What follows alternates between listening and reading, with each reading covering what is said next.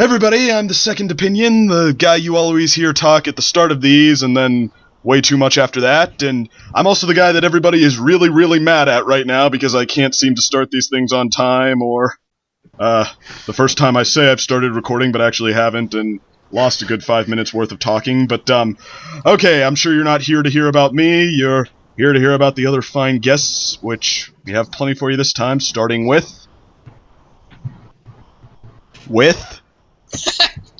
Oh, sorry. I was busy getting money back from a dragon. I was trying not to cut this time. Yeah, you know what, we're gonna use this take anyway, damn it. Blue Rave, say something. I'm Blue Rave, the Waving Lunatic, and you'll find out why in many reasons.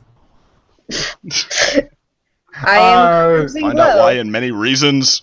You want to rephrase that just a little? This is the grammar Nazi in me, but maybe a little.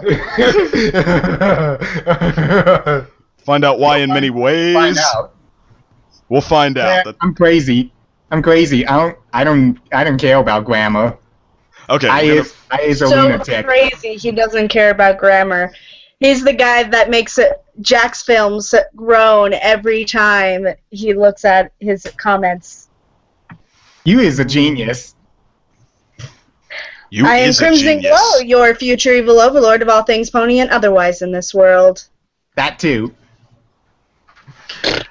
Named Genova, currently recovering from a case of siestas. I'm Calliope. Yes, she is.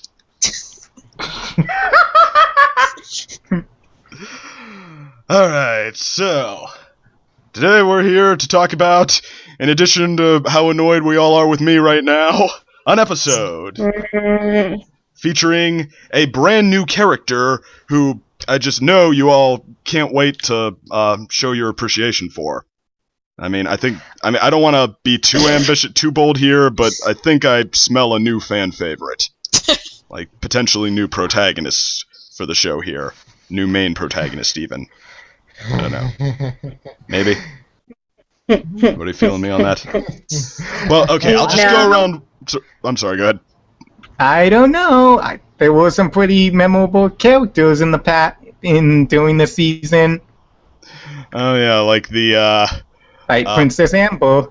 Yeah, or Pony number 2 that Rainbow Dash hired to work in that boutique of rarities in Manhattan. That's her. Or Link. Yes, there was a Link pony in the background of this one. Oh yeah, I didn't notice that until someone pointed it out. Yeah, I don't play the games. I know what the character looks like, but I didn't notice it until it was pointed out. I've played one Legend of Zelda game. Yeah, I don't play the I Spy game either. Oh, which one would that be? Oh yeah, I don't play the Legend of Zelda games either. So, we can talk about games in a minute, but we have a section dedicated to things you're into. But first, we gotta talk about the episode, so, alright, let's go around and, praise the guy whose last name sounds like it's Febreze. Zephyr Breeze. Going in the same order, starting with Blue Rave. Honestly, this episode wasn't what I was expecting. I thought for sure we were gonna get an episode that showed her brother as this big bully brother that usually picks on the little siblings and usually teases them to the point of them feeling insecure or less of themselves. But no, this episode actually went in a totally different direction, and I kind of liked it. Zephyr Breeze, no, I didn't really like him that much. It's just throughout the entire episode when he kept talking and being just so darn lazy and everything, I just wanted to hit him. But at the end, when he finally realized the error of his ways and actually got a job, then I didn't want to hit him anymore. It's like, I felt pity for you, so I'm not going to hurt you. But memorable, it's like, I find other characters that were introduced in this season more memorable than him. He's a fun character, but I prefer certain others over him. I don't know about that. Like, who's more memorable than Fluttershy's flamboyant brother, who's like totally her opposite in every way possible? Well, not every way. No, they're not complete opposites. Okay, true. But they're foils. They're foils enough that it's coherent and it still feels like they're opposites. You know what I mean? Mm.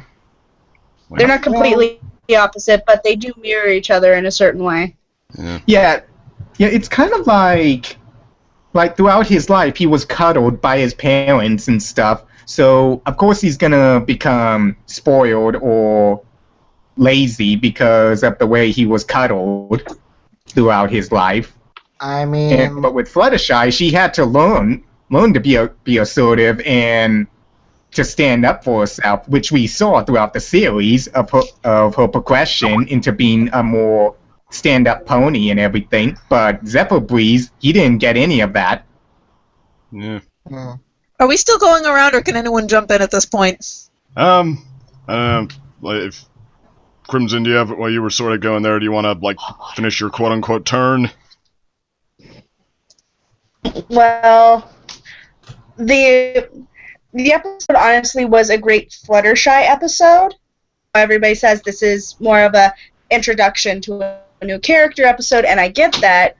I felt like this was more of a Fluttershy episode than anything else because a lot of the problems that people point out is the Zephyr Breeze's term, his arc in the episode was really rushed.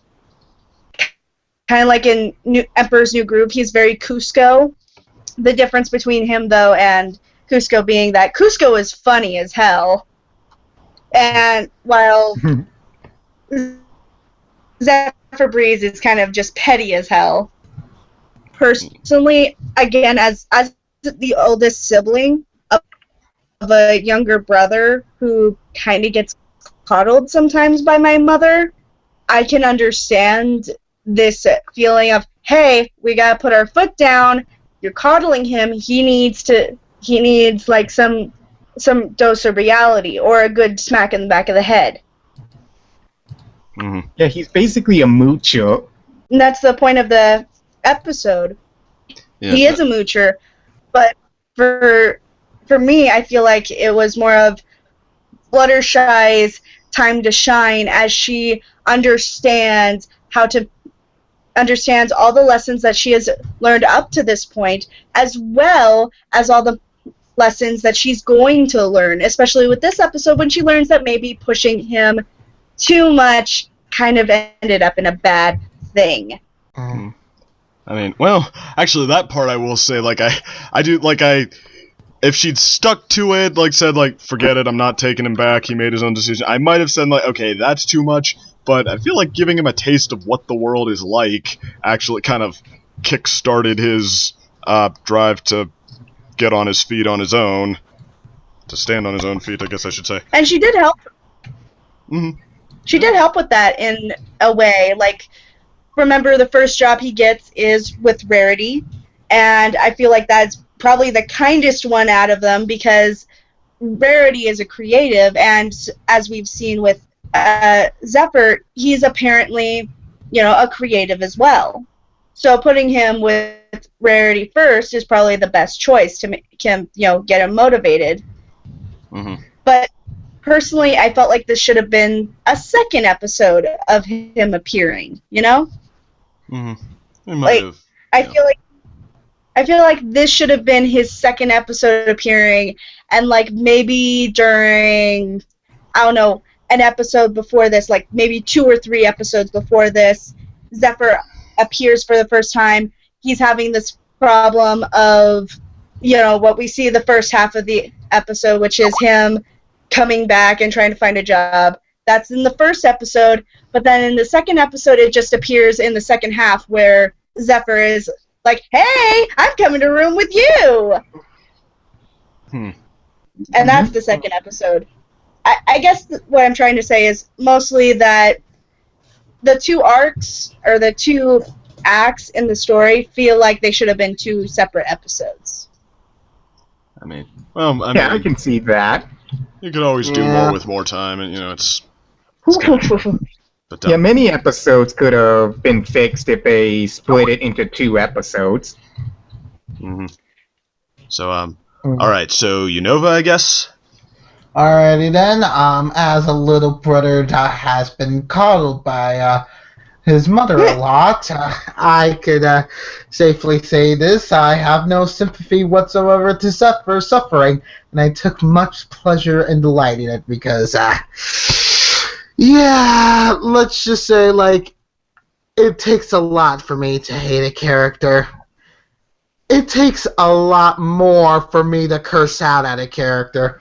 And it takes a lot more for me to even still continue on with this hate just coming out of my head towards him even now, after today. Zephyr. How do I call thee? I just really felt sorry for Fluttershy's parents and in the instances in which like they were forced to like move around everything for him and just literally just let him like take over like a lot of memories and such, because seriously, memorabilia like that, it shouldn't be trampled with. I should know. It's like I know this might be like me just such a like putting in like my personal inferences of like if this was like my scenario, like my home life, like but it's like as Crimson says, on one hand, if you're coddled too much, you could be turned out like Zephyr here, be spoiled, be entitled, be wanting everything you want from like anything just because like you feel like you have no capability of doing whatsoever. Just because like you feel like you have a lack of talent or anything. Or you could go for like another end, actually fulfill your parents' expectations, actually make something of yourself, and actually be the first person to go into college. I agree. Yeah. Testify. Yeah. And now, I'm sure. I'm sorry. Go ahead. Oh, sorry. I think that another thing about this episode that's actually really good is the fact that that Zephyr is actually a really great foil for Fluttershy. Most people talk about, especially within the chats, what I see is, oh, Zephyr's such a horrible character. He's so bad. Oh my god, I just want to kill him. Oh my god. To which I just sit back and I'm like, he's a great foil. Like, I can't say much else. Got the reaction they were going for. Yeah, he's a great foil. He instead of giving like Fluttershy does, he does nothing but take. He doesn't have a limit. She does have a limit, and it's honestly really great to see that Fluttershy does in fact have a limit as to how much she can take. We haven't really seen that in other episodes. Like, think about it. How many episodes have we actually seen with her going like, okay, I'm enough, I cannot stand your bullshit? Yeah, she was To the point. done with him at the start. But, okay, though, before we go on with that, because she's been waiting so patiently in the corner this whole time, and I'm sure she's roaring to go by now, it is Calliope's turn. Okay, so I really liked this episode overall. I thought that Zephyr was annoying but well written. I think that it showed Fluttershy's progress really nicely. The way Fluttershy behaved here is something that Season 1 Fluttershy never would have done, but it feels very natural with what we've seen of her progress so far. I loved meeting her parents. I thought they were adorable. And I think the episode did a nice job illustrating the difference between using your family as a support system versus using your family as a crutch. Uh-huh. So, I can see that, yeah. I like that. Good point. Oh, this is good. So, Because this is one of the best things this episode does great is how it tackles a real-life issue like this. This is an actual fear that people have, especially when coming out of high school or just going into college or just getting their first job. The fear of failing. is one of the most common fears for anyone to have. I've even had it. I always worry whether or not I'm gonna do good on my job, or whether or not I'm gonna succeed in getting my first apartment, getting my first car, or getting my first. Everybody is thinking horrible things right now. Your first time, your first. Yeah. Crimson's more on the nose than I am. Yeah, your first Cheney, your first cherry. Yeah, this is a realistic situation that many people have encountered in their life, and the way it was handled in the episode, I believe, was done very well. Yeah. The character just shows how certain people are in life in these situations, whenever they're moochers or just people that are afraid to move on because of the fear of failing. Yeah. It pretty much hit home run in that department. I mean, even for this show, this is episode, one of the most realistic episodes. Even for this show, it's realistically heavy stuff. Yeah, I've never seen a show actually talk about this. The closest I've ever seen was in Ruby Gloom, but that was more about, like, divorce. Mm-hmm. They don't actually say it, but there's, like, this divorce theme going on, and it was really interesting. Yeah, like, I mean, in Season 5, we had an episode somewhat tackling the issue of death and stuff, whether it was a parent or just a pet. Mm. But, okay, they didn't say death, but we know they were implying it. Mm-hmm. Along the same lines. Yeah, how many shows do you see that are cartoon shows that are willing to tackle a subject like that? You cut me at the limit saying cartoon shows. I would have thrown Sesame Street at you. Sesame Street, yeah, that's the big one. Sesame Street, the only really deep conversation I ever had about Sesame Street with my family was when I was 10, and Elmo's dad was revealed to be military personnel, and he was going on deployment. Oh, wow. That was some deep shit. Yeah, there's always at least one for everybody with Sesame Street. Right? But, yeah.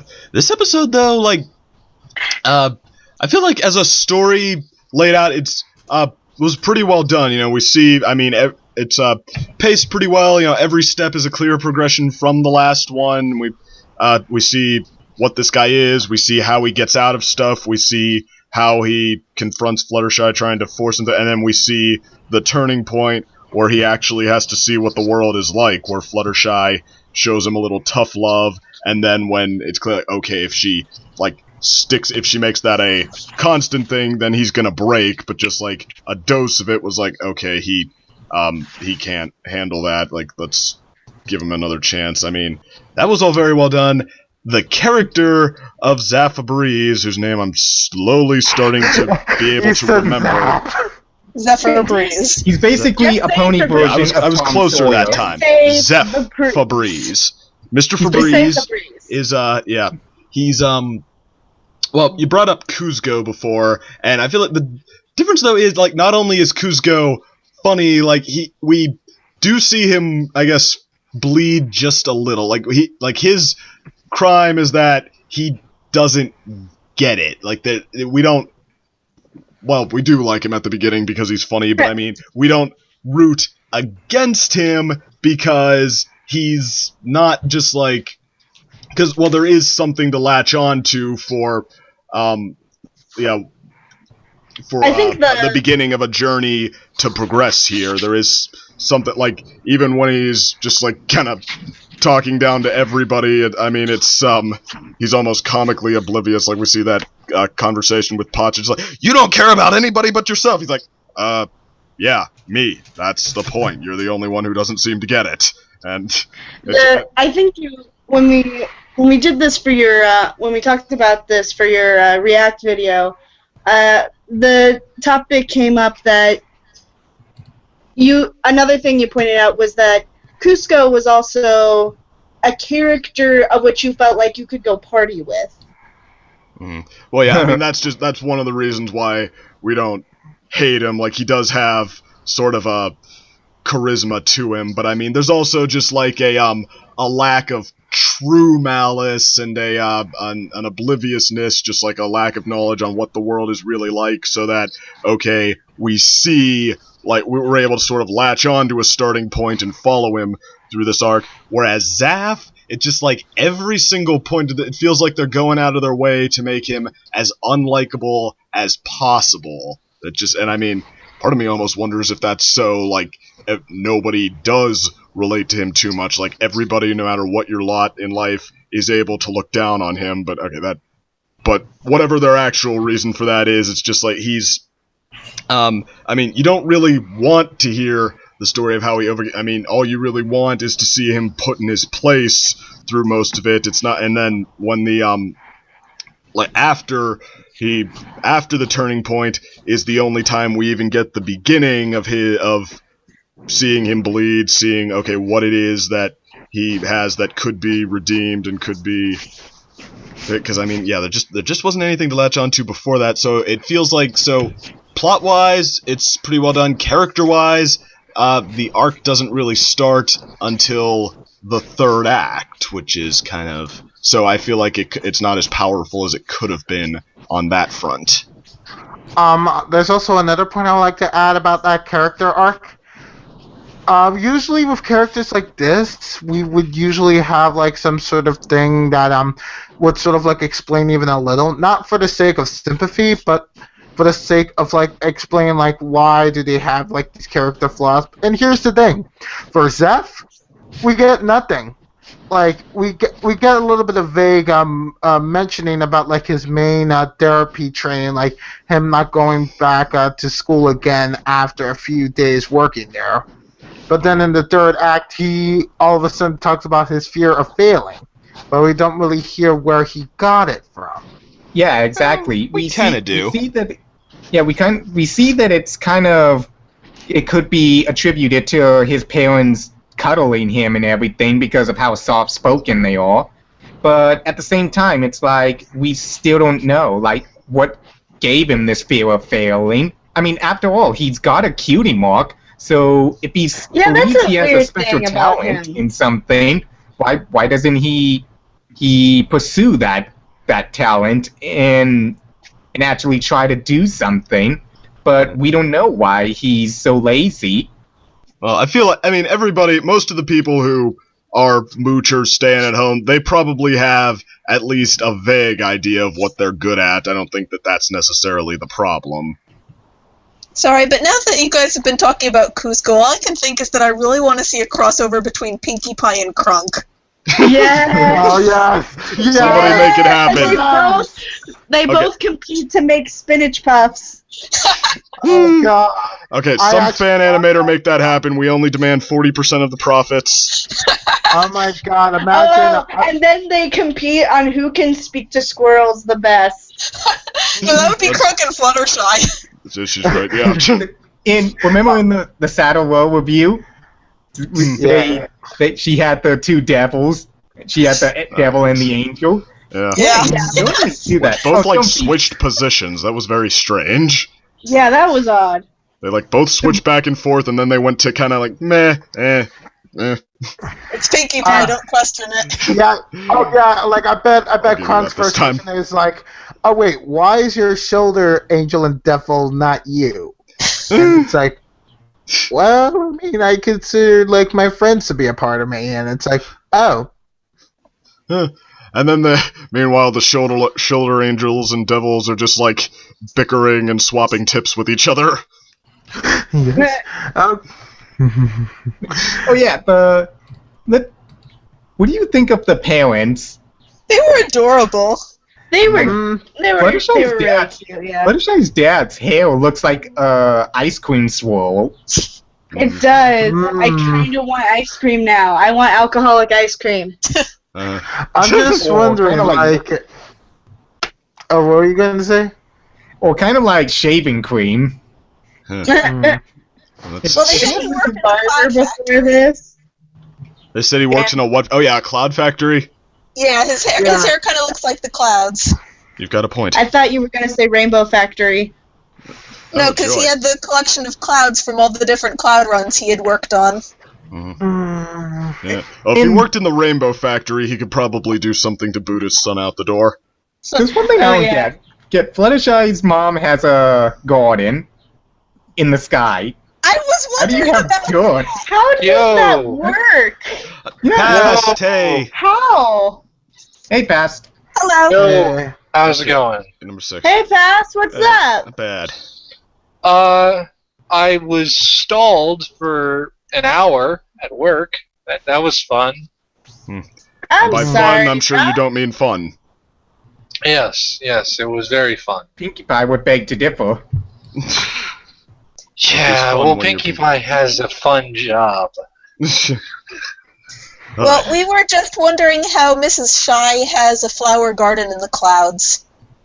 Yeah, I mean, I can understand having certain things in the sky and not have them fall through the ground, but how do you have the ground in the sky? In the sky. Well, I don't really have a good answer. My understanding, from what I saw in the episode, with everything that they had, all the furniture and whatnot, they always had those, like, clouds underneath. And I was wondering, like, is it sort of like the condensed clouds from, say, Wonderbolt Academy, where... It was able to catch the main six falling. Yeah, it's able to hold weight. Yeah, instead of just falling through, despite the fact there were earth ponies and... Yeah, exactly. unicorns. Now we just need to debate how Anybody else flowers think take roots that- in clouds, and, oh, by the way...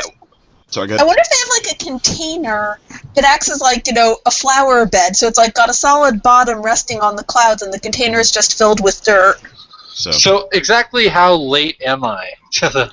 You're like, Half hour. half hour, maybe. We We're had just a- talking about the we had a first late subject start. still. Oh, okay. I had to remind frickin' So what did people second. think of the episode? Opinions seem to I- range from, like, fair to actually pretty decent, but, so... Yeah, It's a no. 7. It's a 7 for me. I don't know It's if a I 4 give it out a... of 5 for me. Okay, I don't so- know what I would give it. I would give it maybe a 6. I mean, it certainly is the best episode of the season that we've had thus far, I think. And one of the most realistic episodes, too. In what way? Well, because it tackles a fear that everyone has whenever they come out of something like high school and start to go into places like college or getting their first job interview or driving their first car. The fear of failing is an actual fear that everyone has, and it's a very relatable topic due to the It might be the most background of the relatable character. episode. I haven't really been keeping track of a lot of the morals throughout this season, so I couldn't really be able to tell you, if I agree. I can certainly see an argument for that, though. Uh-huh. Yeah. I mean, But at still, least one of of all the heavy stuff the show tries to lay on us, this is probably one of the more realistic and relatable issues of those, heavy subjects.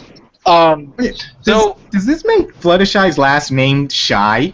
Because Yes. Rainbow Dash called her parents by Mr. and Mrs. Shy. And now we're Yeah, in gonna the Yes. credits, they Shy didn't is have the names. last name. Yeah, in Wait, the credits, they were only What about the credited credits? as Mr. and Mrs. Shy. In the credits, they were only credited as Mr. and Mrs. Shy. Yeah. see, If that's true, oh, sorry. If that's true, then does that make Zephyr Breeze adopted? here's the thing with that. Shining Armor also doesn't follow the same format of like having Sparkle at the end of his name. No, So- Shining Armor Twilight's the only Sparkle. one who does. I feel like, I they're feel- working with names kind of loosely here. I feel like whenever they're addressing the parents of one of the main six, they'll take like the last word of that person's name and they'll say Mr. and Mrs. that word. So for Twilight it's Mr. and Mrs. Sparkle. For Fluttershy it's Mr. and Mrs. Shy. What about the Rainbow kids? Dash could be Mr. and Mrs. Dash. The only family in this entire show, which I think that we've seen them having a last name throughout, is Pinky's family. That's the only one. No, the Cakes, Mr. and Mrs. Cake and Pound Cake and Pumpkin that is Cake. true. Okay, fair point. And the Cakes. Yeah. Well, actually, I mean, last name, when they first started using it, at least in Europe, when they started using the concept of last names, it was totally just any way they could think of to tell people apart. They, John, if he was a locksmith, he was now John Locksmith. Yeah. It was John Smith. Yeah, there you go. If he was John's son, then he was Johnson. Or if you own servants, then you just gave them colors for last names to tell them apart. So if you are Mr. or Mrs. Green, Red, Blue, well, nobody's last name is Red, but yeah, Blue, White, then your ancestors were probably servants of some kind. Not mine. Me being me, of course, I do have criticisms directed at this episode. Yeah, a lot of people do, but yeah. I think that the biggest issue I have, and I've never seen anyone yet who's had this issue, is like every season 6 episode, it has this wonky, like, it's definitely not the worst events, but it has a wonky structure.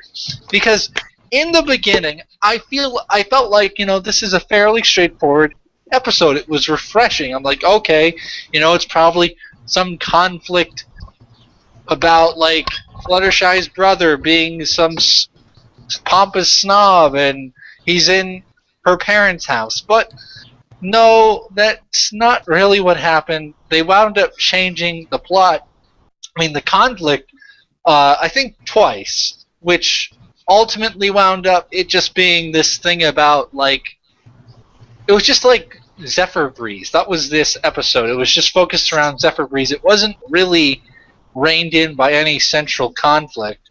And then that fact is kind of made blinding, like really, really obvious, almost annoyingly so at the very end, when it's like, hey, I'm going to live with you guys again. And Rainbow Dash and Fluttershy are like, they give like faces to that.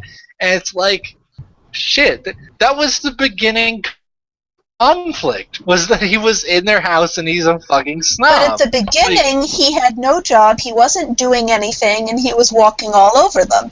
At the end, he had graduated from school, I don't think he had a job, but he seemed like he was ready to get one, and he was behaving in a much more respectful manner. The problem wasn't that he was staying with the family, it was how he was behaving and that he wasn't pulling his weight. See, okay, well, I actually have a contention there, because from everything that we went through with Zephyr Breeze, we have no reason to suggest that he's not going to be, like, a rude house guest again. We don't know that. I mean, all we know is that he has a job now, he's going to pull his own weight. We can say that, but we don't know if he's not going to do some dick move again where he tries to, like, redo the house because it doesn't suit his taste. Well, like, I mean, technically anyone could embrace their worst tendencies at any time. As far as going through the arc and getting to the stage where, I mean, you could say that something has been accomplished and things are looking up. I do feel like it did what it took to get there. And then we get an ending gag with, like, okay, but yeah, he's got some progress to go, but wah. I actually really liked that. I thought it worked well, because it's not realistic to think that someone could completely turn their life around in a short period of time. It is realistic to show that he's making baby steps in the right direction. That's not Fluttershy. That's not my issue. Isn't, like, the job thing. That was an element all in itself. You actually didn't need, by everything that this episode did in its beginning, you didn't actually need to address that at all. I mean, the fact that he is a bad house guest was enough of a conflict. And they could have easily gone the whole way with that. I'm not saying, oh, they should have completely redone this character by the end of the episode. I'm saying that you started with this conflict, you changed this conflict, and then it makes it really, really painfully obvious by the end that you did that, because the same conflict of him being a terrible house guest is likely to exist. Like, that conflict isn't just gonna go away because he now has a job or is on his way to get a job. That's gonna remain constant. And it's like, if that's the case, why did you even make that a conflict in the beginning? Why did you make that a conflict of the episode, that he is such a snob? I mean, I feel like they do kind of go hand in hand. That he does not want to be a hard worker. He does not take a lot of pride in his lifestyle, in his work ethic in general. Ergo, he does not take a lot of pride in how he treats people. He's more focused on how he can pull one over on them and work his way up that way. Yeah, like I said, he's basically the pony version of Tom Sawyer. Tom Sawyer had a lot more drive than Zephyr Breeze. Tom Sawyer, what is my motivation for running away? I am tired of this bullshit. Okay, let's go. Adventure. Well, that and Tom Sawyer is, what, 12? I don't know. That's Huckleberry Finn. I don't know. I think that's a little bit of a stretch to say that one's housekeeping manners are that intertwined with them having or not having a job. I mean, that is true in some cases, but I'm not really convinced by this episode that that's really the case. Well, I mean, they did try to... Sorry, go ahead. Oh, I was going to say, the problem, it's not separate problems that you have to focus on with him. It's not either he's a bad house guest or he doesn't have a job. The point is, he has a ton of problems. He's rude, he's inconsiderate, he's a bad house guest, he doesn't have a job, he's lazy, he forces his work off on other people, and he tries to game every situation he comes across. Those are all different parts of his personality. Then and the conflict was improving his personality as a whole, so you had to incorporate all those problems into it. See, that right there is I think that is maybe like emblematic of season 6's mindset, is that it's flaky. It doesn't want to stick to one conflict. It wants to just kind of meander from one thing to another thing like samples. It treats its conflicts like it treats its samples. Just having one taste here and one taste there. I don't mind him still having that habit of being a bad house guest, but I do think that if you're going to address it, and that's going to be a conflict for a portion of the episode, well, then go all the way with it. Don't do this thing where, like, okay, you're on it for a bit, now you're not on it, now you're on this other thing, and oh yeah, that conflict is kind of back, and we're just going to act like it doesn't matter. It's just not there anymore. I feel like you could make the same argument with a lot of episodes from all the seasons. For example, like Winter Wrap-Up, for example, Twilight has this need to prove herself, to demonstrate that she's useful, and she can't do anything. So, and at the end she discovers that, hey, she can do something. You could make the argument that, okay, that still doesn't address her need to be needed, her need to prove herself. But I mean, I feel like, you don't go from... I mean... a lot of... So, last sentence. Like, very many different issues can stem from one personality flaw. I feel like, part of the point of this show is we have dimensional characters and they don't come full circle on everything by the end. I feel like you kind of have to judge an episode on, like I said, what it was trying to do, the improving, tracing the things back to the core of Zephyr Breeze's problem and improving him so he doesn't have that core problem anymore. So, I mean, I feel like that's kind of what you have to focus on, how well it did or didn't do that, if you want to see how successful it was. I think that analogy with Winter Wrap-Up is a little bit off, because, you can do an episode where you're focusing on one conflict, and while you're addressing that one conflict, there are things that are shown to the audience that you could very easily argue, okay, yeah, that's another problem that this character has. But the point that I'm getting across is that the episode is still addressing one of those problems. It's not addressing any of the many problems that people might see as the episode progresses. That's just kind of, on the sidelines. You can look at it if you want. You don't have to. The episode's still focusing on one thing. And with this one, in retrospective, like the whole thing with Zephyr Breeze, it does something that other episodes this season have done. It's retroactive. You have a conflict at the beginning, and that conflict isn't the conflict of the episode. Another conflict will happen, and they'll sort of retroactively define the events that happened prior. And I think that that's just pretty sloppy storytelling, because it allows for the writer to do basically anything. The writer isn't constricted by any of the rules that they set up at the beginning, which means that it's kind of easy to follow through with that, because you're not constrained by anything. You have no rules that you have to follow. You can break the first conflict and you're like, oh no, that the first conflict wasn't what we mentioned 5 minutes ago. Now the conflict is blank.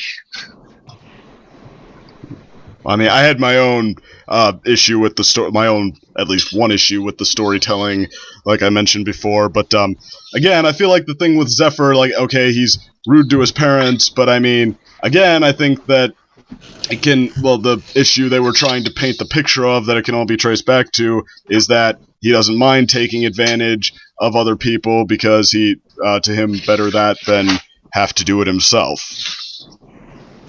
It's not like his parents actually stood up for themselves against that or anything. Well, the ponies who raised Fluttershy, they said they weren't as bold as she was. See, yeah, that was a great moment right there.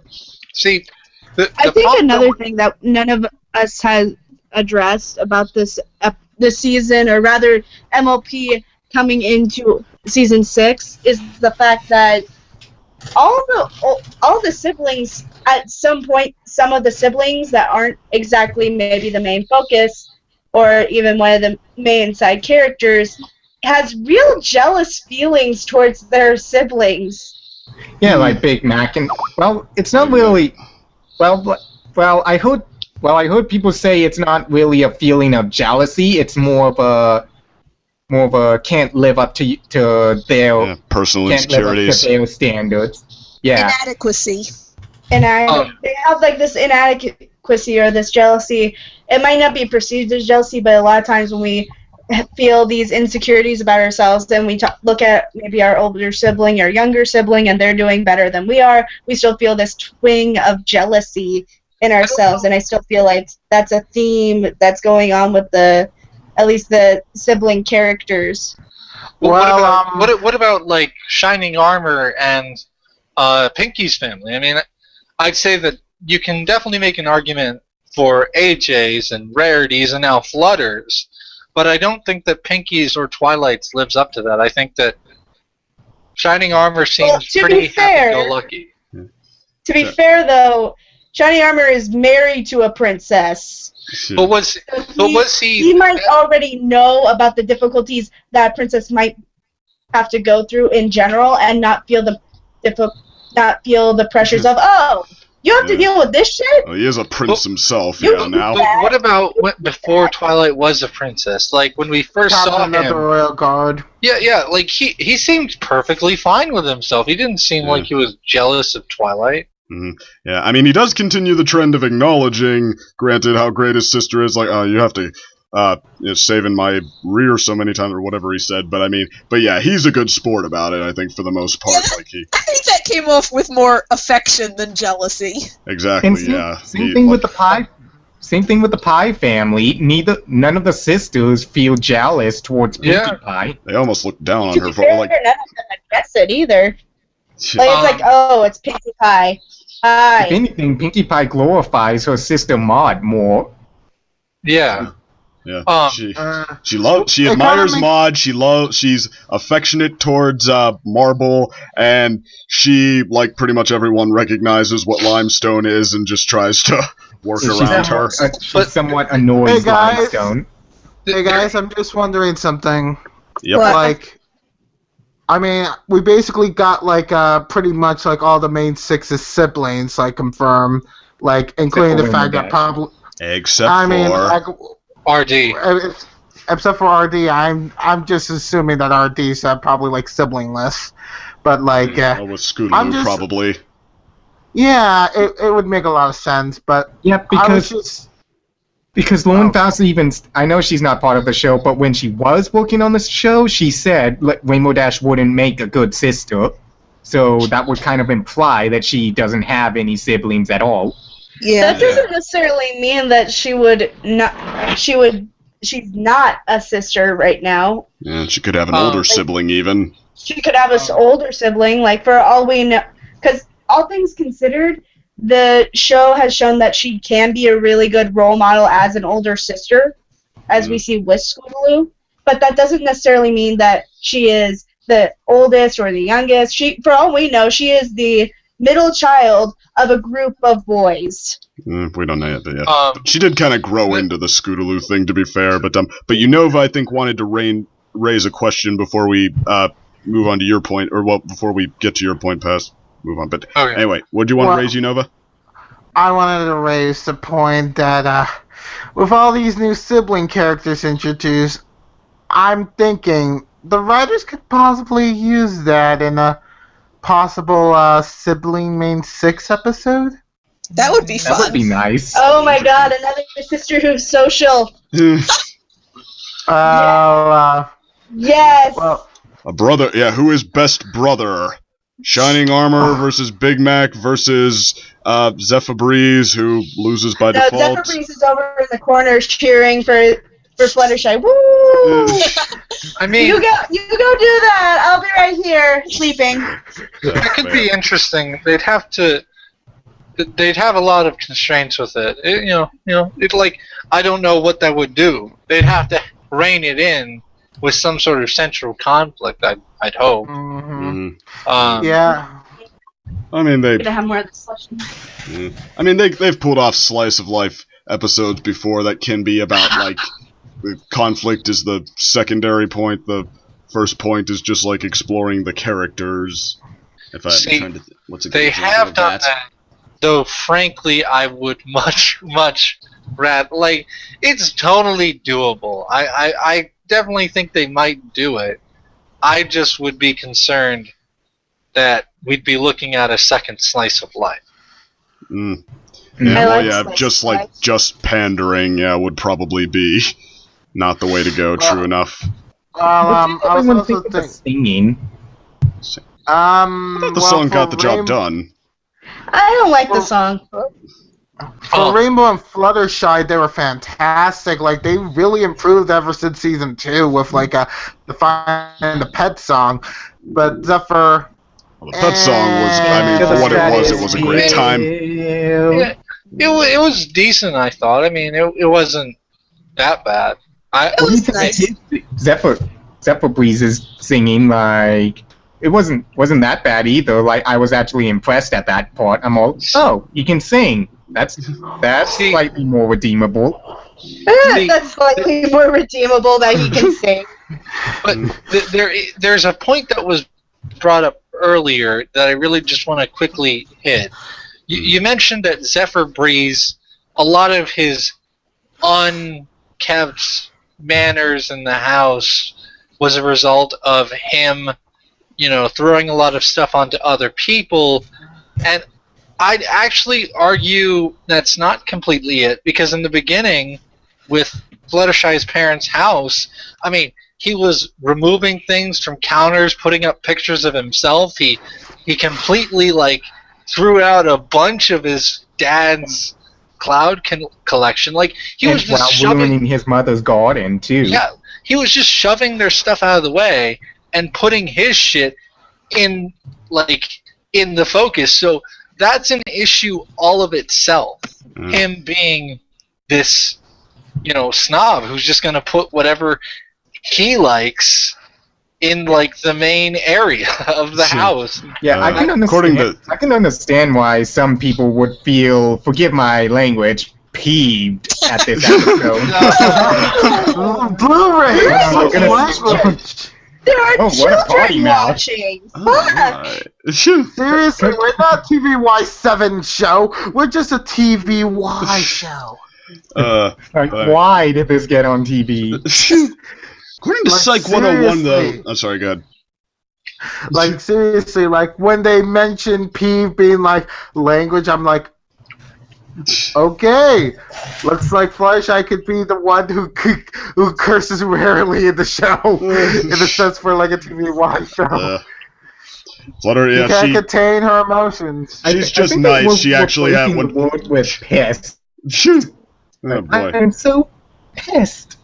I really like how they managed to find her limit. Like, we really do not see a lot of her having a limit when it comes to tolerating people. With Discord, she has the closest we got to her tolerating him was, okay, I'm enough. This is the cutoff point.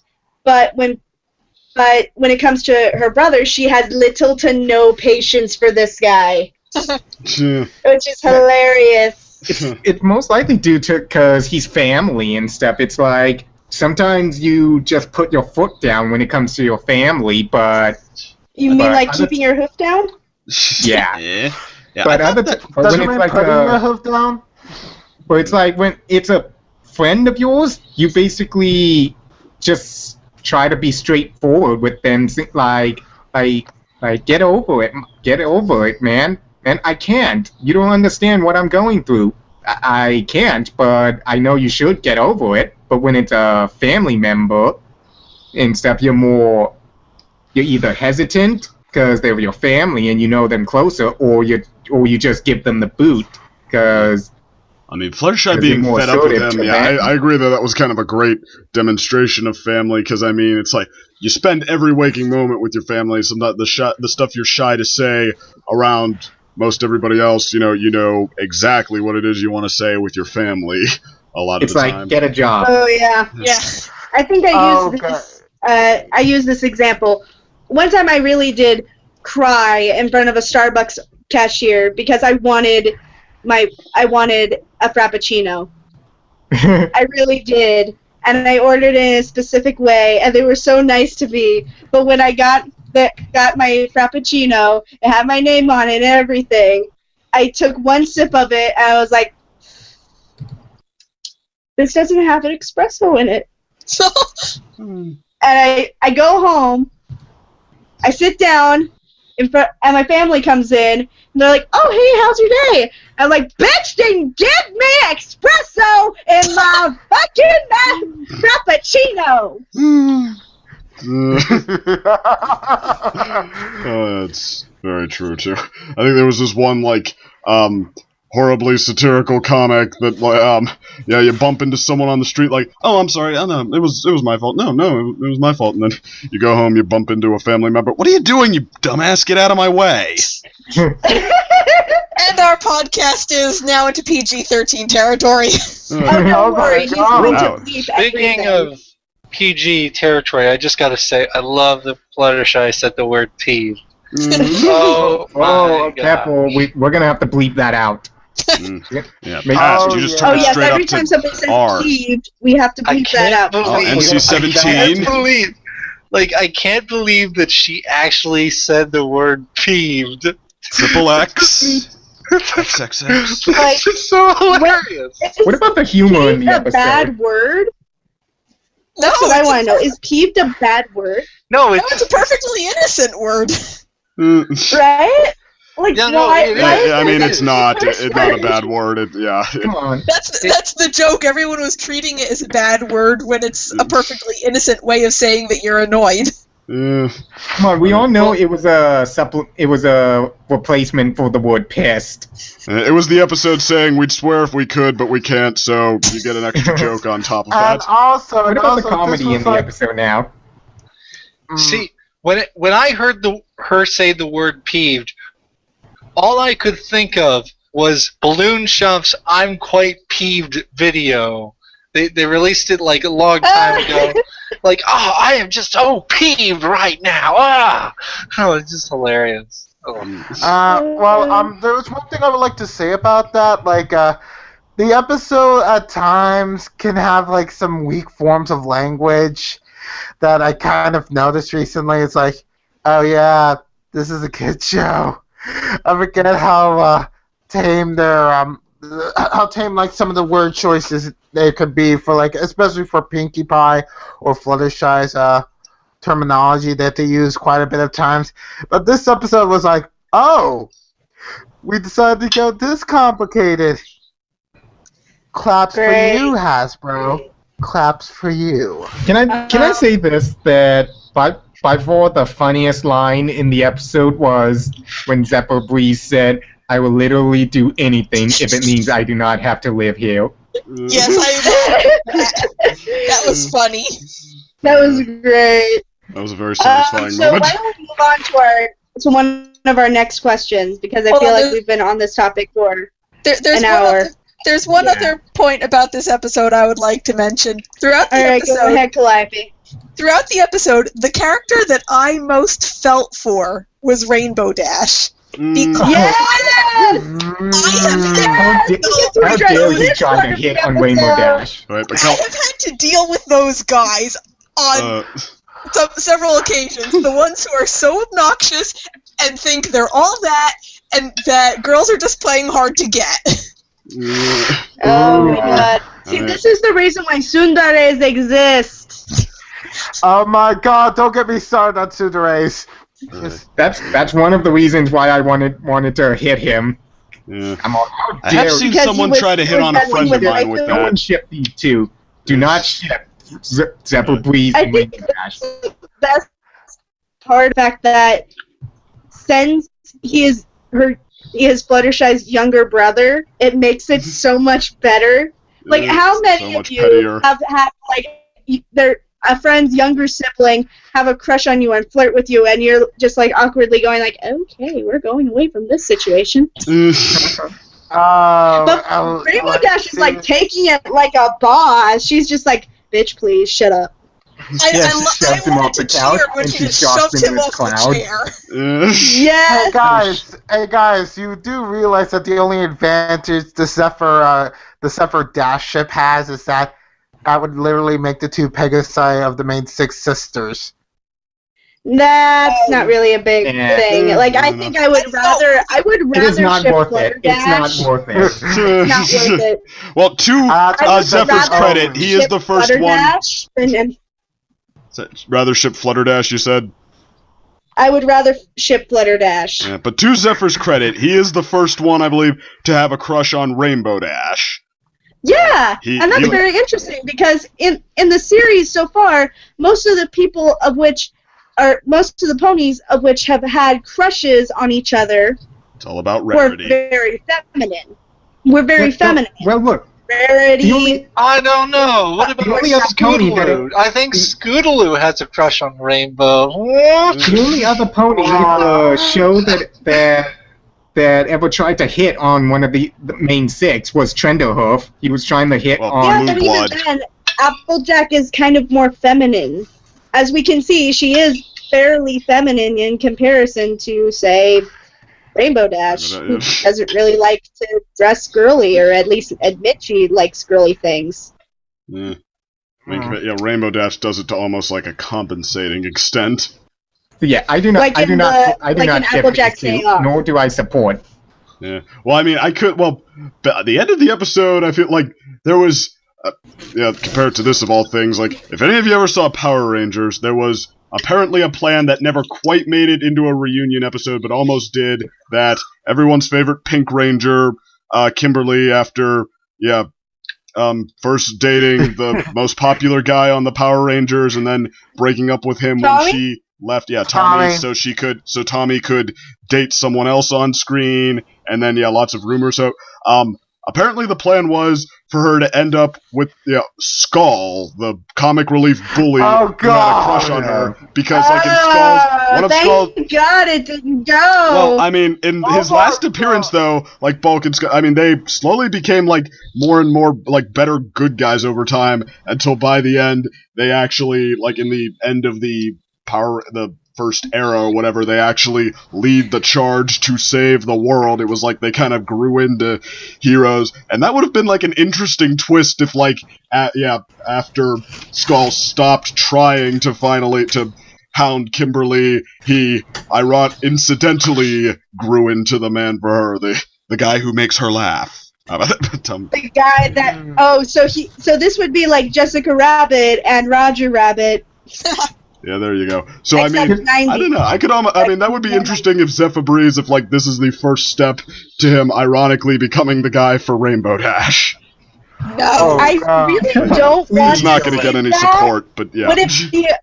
It would be really fun. I wouldn't want to see that though.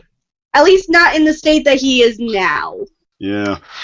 I don't want to give any traction to the whole "you know you want me" attitude, because that's just no. I could see that. Yeah, that's true.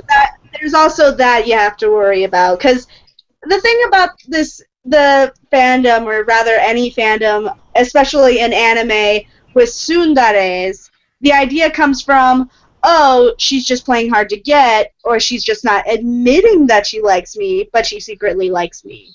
As much as I love tsunderes, that's kind of fucked up. Okay, here's our PSA for the day. No means no. No means no. And if someone says get a job, you better get it. In fact, everybody look up the Get a Job song. I won't pay. I won't pay. No way. I just gotta say, I wonder what he thought when Rainbow zapped him with a cloud. Did he take that in a kinky way, or did he take that in a negative way? He took it in a negative way. Here's hoping a negative way. Did he take it in a negative I hope it way? hurt him enough so that he took it in a negative way. My only concern was that we did not see him get shocked. Yeah, that's my only regret. Yeah. Am I the only one? On the other hand, I really like to see the aftermath, mostly because we knew Rainbow Dash was going to be true to her word. And then we didn't even have to get to no means no, just like going like yes. See, and also we didn't see him fly at all throughout this episode. Being a Pegasus, he didn't fly at all. I guess not. See, I got a big question though. Like, am I the only one? Well, I'm probably not the only one. I didn't think that Zephyr was that unlikable. I mean, he's not that likable, but he's not that bad when you compare him to, like, a lot of the other unlikable instances in the show. Like, he's not that bad, I thought. I thought he was I don't think he's that bad. We have had overt villains, but, He has a lot of room for growth. He's not irredeemably annoying. Yeah. Hey, we should definitely move on to some of the other topics. Yeah, I'm sorry I sidetracked us, but we should move on. That's true. Alright, the next topic is, in comparison, thoughts on the writers / comparing it to a similar episode. Where do you think it might lead? And we've touched upon this one too, actually, a lot. Just like where let's move on. Tracking the progress of this. Actually, I will say though, like the earlier it's a lot better than episodes, Newbie Dash. Yeah, and Applejack's Day Off for that matter. But it sort of serves as a good follow-up to It Ain't Easy Being Breezy's. Yeah, I felt like it was a great episode for Fluttershy to show everything she learned throughout the past series. You know, assertion, how to be assertive without being rude, and how important it is to be assertive before it could hurt the person in question. Yeah. If also, he didn't get a job or anything, then it would not only hurt him, but her parents as well. Yeah, and I also want to say I thought it definitely appreciated that these were Fluttershy's parents. Like, just from everything we've seen from her, I like season 1, just as in the episodes where she was doing more than just being cute. I thought, like, okay, I guess she comes across like she's kind of that mommy's girl that she was raised maybe by just very nice people who just didn't mind letting things be nice all the time, or trying to tell her that things were nice all the time, and she's maybe smart enough to see how that's not really how the world is, not quite how it works, but she doesn't prefer she prefers not to operate outside of it, almost. And then when you get someone with a personality more like Zephyr Breeze, then it has kind of the opposite effect, just like giving him more room to be his flamboyant, obnoxious self. Yeah. All right, I guess we can move on to the next one then, since we touched upon this a lot. Yeah, a lot. So everybody. Other subjects they're into at the moment, want to talk about it. Everybody, tell us what you're into right now. One thing per person. Tell us all about it. She's Go first. ahead. No, you're first.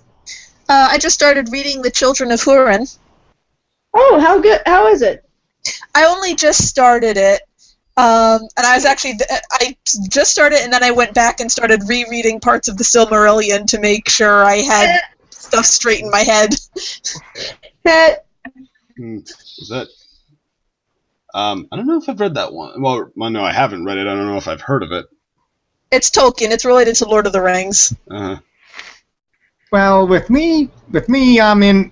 Yeah, I've been into Steven Universe for a while now, and stuff. But after they just released some new episodes, I'm more into it and really looking forward to where the series is going from that point on. I really liked the recent episodes. Me too. Unova just got me into Steven Universe. It's a good show. I recommend everyone here watch it. If not, anybody I would with a storm cloud, and I'm a Pegasus, I can do it. Yeah. And I'm crazy enough to do it too. That much promised craziness. Then you would call Rainbow crazy then. Or maybe everyone's just sane. I'm not crazy. You guys are just sane. And I'm not short. You all are just not short. What is the analogy for that? I don't get that. No, I'm not short. I am fun-sized. Oh, there you go. Okay, so who else? For me, I guess I really don't have much that I'm into at the moment. Really, I mean, it's kind of the same as last time. I mean, Sonic. Also, the fact that I have school, so that's taking up time. That sucks. That could be. Although part of that first podcast did get cut off, so I don't remember if that included what you said. But reiterate just for the sake of the audience. I mean, just playing old Sonic games, watching the Sonic Boom cartoon. I'm pumped for the new season that's coming out this fall. Are you playing that old game, the PC one that has my favorite song ever from Sonic? Never played the game, but I love that Sonic Boom song. From Sonic CD, you mean? Yeah, exactly. No, I'm not much of a classic Sonic player, but I do love that song. The song is amazing. Thank you. Like most of the songs in the franchise. Anyone else? Is it Unova's turn? Okay. Yep. Today, I kind of got myself into a new show. Ooh. And that is... Well, you guys might not believe this, but I've gone into Kung Fu Dino Posse. What's that? Is that a real thing? Never heard of it. What Calliope said. Oh my god! Yeah, I looked at Well, I can't shock you with a storm cloud because I don't know what that is. Dino Posse. Okay. Maybe I should insert the picture of that in here. It looks like a 90s cartoon that, was trying to leech off Ninja Turtles. Yeah, it's a... That's really tense. Move over, Street Sharks. It's so. It's like, how should I put it? It's like the show is like, how should I put it? It's like very laughable. Like, I know it's like purpose? kind of like in like it's kind of like that mid-tier quality that I felt for Johnny Test in like in the mid 2000s. Okay. But then it just I don't know. It's like it just feels like they took a bit of like the plot. They took a bit of like the setup of like a Japanese like Sentai shows, and it's like, oh my god, they actually did it. They actually took the tropes from that and made it into a very like low quality cartoon. Exactly the kind of mediocre, very digestible nonsense I used to love when I was a kid. Yeah, childhood. Where you could accept everything the world could have given you around. Although this is, I guess. Can we move on to the... If anyone who hasn't gone yet, because I really want to get to the last one. Well, I haven't gone yet, so let's see. Do people want to hear about an anime that everybody talks about these days, or a manga that doesn't JoJo's get a lot Bizarre of attention? Adventure? No. JoJo's Bizarre Adventure?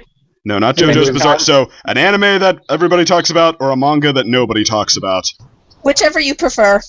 So, one indifferent. Anybody else votes? Indifferent. Anime. Indifferent. Okay, well, I'll go with the popular call then. All the way, One Punch Man. Oh, man. Oh. Good taste. Has it Good come taste. out? That show is the best. I love that show. Oh, It's a show. I was actually disappointed in that show, to be honest. That is a show where I was like, okay, I've heard a lot of hype about this, and then the hype killed the show. I've never had that before, but with One Punch Man, that's what happened to me. I mean, I think it just didn't go crazy enough, you know? I was expecting a little more craziness than well, the first episode, to be fair, is the worst one. It's the least funny, the least out there. It's basically just laying down the premise and the warm-up jokes. And some surprisingly gross-out jokes, too, which was... To me, I thought that it was pretty solid. The thing I love about One Punch Man is that it's sort of mocking the Dragon Ball Z format the entire way through. And I love it because I can't stand when shows act like the hero. Oh, are they gonna win? Are they gonna win? And it's like, no. Well, they lost this time, but can they get strong enough to win next time? Yes. I mean, yeah, like the golden moment for this show for One Punch Man was like episode 3 or 4 when we get the reveal of how Saitama got that strong. He just, like... that was good. I mean, I don't even know if I want to spoil it in case anybody hasn't seen it, but I mean, just like that is one of the best jokes. The fact that they mocked that just makes One Punch Man gold. It's gold. Yeah. Watch it. And it actually works as an action show, too. I mean, you'd like I was expecting it to be, okay, it seems like it's basically going for one joke, but how far can it really take that? I got my answer. It was great from episode 2 to all the way to the end. And good enough for episode 1. I mean, fair enough for episode 1, like that joke about the guy on his shoulder, that made me laugh. The guy, his brother on a giant's brother is standing on his shoulder, sees Saitama on the other shoulder. Kill that guy on your shoulder! Brother, what have I done? That was dark. That was dark. I mean, episode 1, it just, like, some of the humor in episode 1 just didn't sit quite right, but it still got the job done for me, at least well enough. Except for how he beats the lobster crab monster. That was kind of like... Yeesh. That was weird. Yeah. Crablante. Crablante. Too much crab and mutated into a crab monster. Doesn't bother to make sense, and it's totally mocking everything that is just like it. I love it. Thank you. All the way. Okay. One thing I'm really getting into is... One thing I'm really getting into is Monster Musume. Musume. Yeah. Mhm.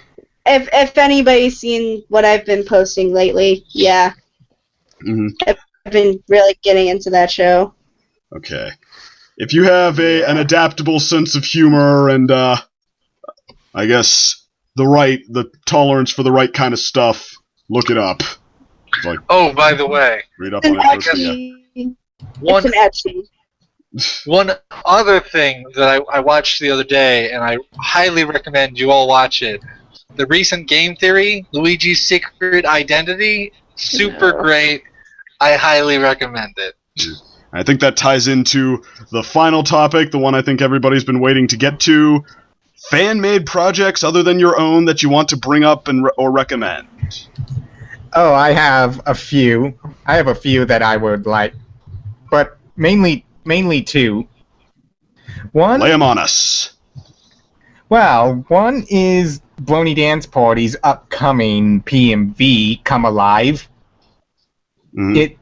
I've seen some previews of it due to being a Patreon of him, which I highly suggest people become a Patreon of him, because from what I've seen from the previews he shows, his work has gotten so much better, and the animation and lighting effects are just phenomenal.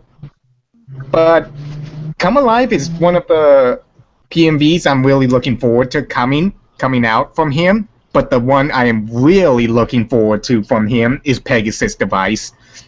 Because let me tell you, I saw the first 5 seconds of that from watching his live streams, and it is just beautiful. The first 5 seconds of it will leave you in awe. I don't want to say too much about it because it's that good to where I don't want to spoil it that much, and you really have to watch his live streams to get a sense of what I'm talking about, of the level of impressiveness and just flat out amazement. The first 5 seconds of it was something I really couldn't have seen in any other animation. So I really want people to look out for those videos coming out from him, because they're really impressive from the last time I've seen his animated music videos. Sounds like a good deal. Definitely. And by all means, support the guy and stuff on Patreon and anything, because you can't really expect to see this stuff unless you support him. And it's like, I wish I could show people the amount of excitement I have for it by these videos, but I just feel they should be shown by him only. Because there was another one by Firelight Animations who's animating Owl Train and Friends Moonrise song from their album. And if you follow him on DeviantArt and stuff, you'd see little screenshots of the animation of Moonrise, of the Moonrise PMV, and it's really good. That's like the kind of style I saw the show, My Little Pony, being in the past. So wait a minute. Does that mean you're also one who prefers the earlier stuff for My Little Pony? Well, or just you had different hopes for where it was going to go, but where it did go is still good? No, I like the art style that the animation is putting the setting of the video in general.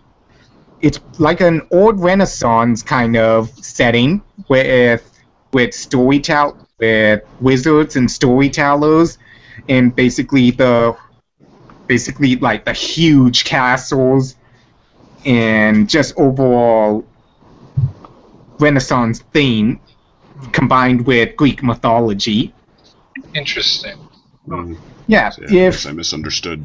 Like at the end of this, I'll show you his DeviantArt page and the animatic he has so far. We could just put the link in the description when we post this, but In the meantime, though, who else? Nothing really. I mean, that one video is really all I have to say in terms of check out some video or thing. So. Mm-hmm. I guess I'm not thinking of anything at the moment to share. Well, it sucks that that Jan Animations is no longer making pony content, because Oh, Button Mash. I know who here would have loved to see Button's Adventure 2. Me. Yes. Well, that got like Yeah. a copyright notice. So, like they were forced to take that down, weren't they? Yeah, they got a cease and desist. Uh-huh. Yeah. Only a few of his videos were able to stay up. Although Button Mash did get into Slice of Life, the 100th anniversary, the 100 episode special. Yeah, but is it me, or did his skin tone seem And- a little lighter than Actually, I thought it was previous? darker. I didn't notice it was, any difference. It was light brown, but in his first appearance, it was darker. One says light, one says dark, the other says neither. This is a That's riddle, like my little ponies. It's like what? it's like a pony clan. Because I would have loved to see Pony Rock Anthem animated, especially after seeing the animatic, but that dream will never come true now because of the cease and desist. That's Hasbro. Yeah. R.I.P. Well, they've been relatively good sports so far, so I mean, you can only hold it. Except when they start coming after like fair use content, that's where you say like, But okay, isn't it mostly Sony, the one that's coming after us? you might have a point there. I have to look into that again before I can say for sure. But yeah. Sony. Oh I don't no, know, they're gonna copyright us. I've got copyright claims on a ton of my videos, and Same. I'm pretty sure that it's all fair use stuff. Yeah. I mean, like, I've had a bunch of copyright claims on mine, like, trying to flag the videos that, I mean, I was actually surprised, like, nobody, so far they've only come after one of my Season 6 reviews, and everything else, stuff from Season 5 or earlier, that nobody watches anymore. I'm surprised that they even still care, like, and what they do flag, I'm like, that little thing in the middle, like, you looked through all of my videos and decided you cared about that? Well, I had an old video that... For me, it's whenever my videos get to Hey, about one at a time 100 here. views. I was just starting to say, I have an old video. One of the very first videos I ever posted, it was a pony music video that's not even very good. And it's been up for, at least 2 years now. And just a few weeks ago, I got a notice that it's been banned in 2 countries. Ah, Which two? Yeah, after like 2 years. It's like, yeah, we've decided that we cannot allow Germany to steal from us, which they wouldn't be anyway, but yeah, Germany and... What's a good country here? We don't like the Irish. Keep them away from this video. You don't like the Irish? Mm. What the hell is up with the Irish? I'm part Irish. I'm just stealing a line from Blazing Saddles there. I love that movie. Thank you. Anywho, I think I'm gonna have to clock out. Yeah, I that's think I'm about ready to wrap it the up. mindset going Oh, around yeah. here. So, all right. Thanks everyone for joining us. We're and almost thanks. done anyway. This was our last question. Yeah, I think. Uh-huh. Oh yeah. Okay. So to officially close out, I should give some kind of a video. And I don't know. A couple weeks ago, Cell Specs posted a reaction of like several Brony analysts to the season opener. Good reviewer. She's the first one who, pretty much the only one who gets me to consistently watch her content on a regular basis, just because I like her style. But anyway. Wow. And wow, personality. That really hurts. Oh, Crimson, I'd watch you too if you didn't try to like kill me every time I got near you. Aw, but that's part of my appeal. But no, but I'm talking like she doesn't just review My Little Pony, but I mean what I'm saying is she is a Brony reviewer, but she also gets me to watch all her other content because I think she's just like a genuinely good critic. But Yeah. I've seen some of her videos. They're pretty good. yeah. So, but Okay, so anyway, thanks everyone for joining us, and thanks 5 people for joining me. I'm sure that's took a lot of gritting your teeth, but you stuck it out. I'm proud of you. Okay, good night. Ciao. Hasta la vista. Going sleepy, bye. What they said.